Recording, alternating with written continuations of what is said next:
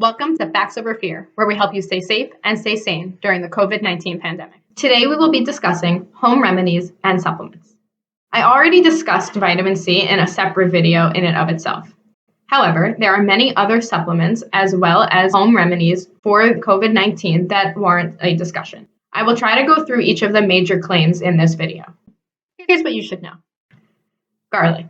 According to the World Health Organization, garlic does possess some antimicrobial properties, meaning that it is effective in neutralizing things like bacteria and viruses. This is only true for raw garlic. However, it has not been effective in preventing COVID-19. Something that works against some pathogens doesn't necessarily work against all pathogens.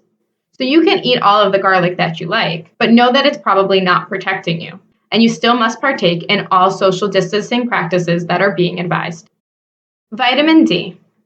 Many people were already somewhat deficient in vitamin D before the outbreak of COVID-19. Vitamin D is important for bone growth.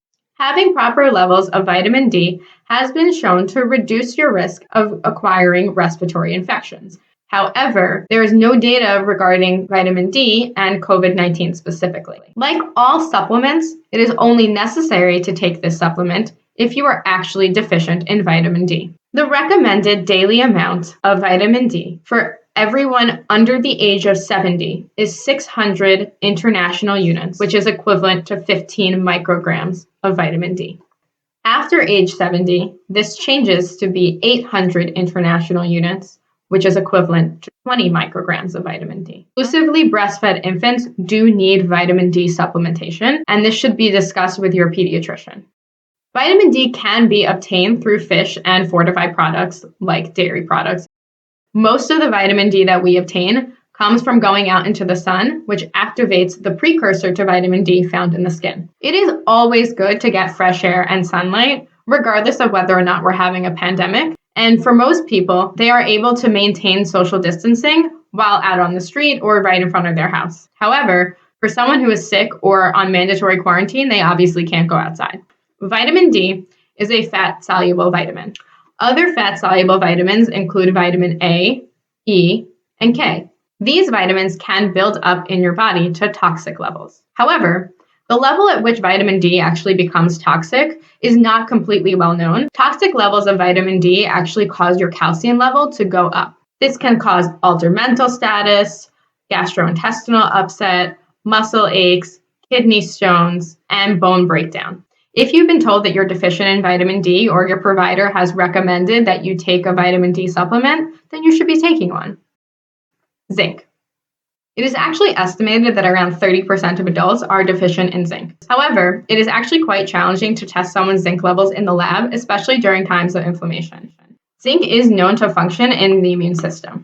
Zinc has been found to possibly decrease the severity and duration of other coronaviruses, including the ones that cause the common cold, as well as SARS. It was also found to inhibit the replication of the SARS virus in vitro. This means in the lab, but it was never tested for this property in humans specifically. While there is no data about its effectiveness in people with COVID-19, some practitioners are suggesting that people who find themselves diagnosed with COVID-19 take zinc. It is important to understand that zinc is being used as part of supportive care, not as a preventative agent.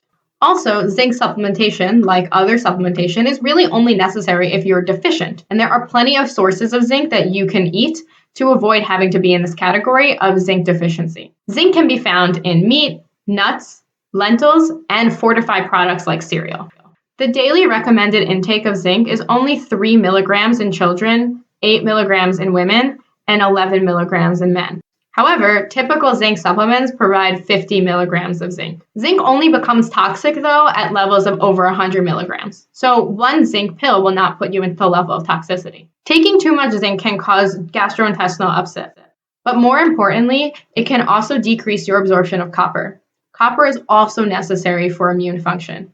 And so taking too much zinc can actually decrease your immune system's functionality. So if you don't have a respiratory infection, COVID-19 or otherwise, there's probably not much reason for you to take zinc at all. Though admittedly, it is unlikely to harm you. Personally, I suggest eating food with zinc, as it is always better to obtain your nutrients through food rather than supplements. Please note that zinc nasal spray is actually not recommended because it can cause permanent loss of smell.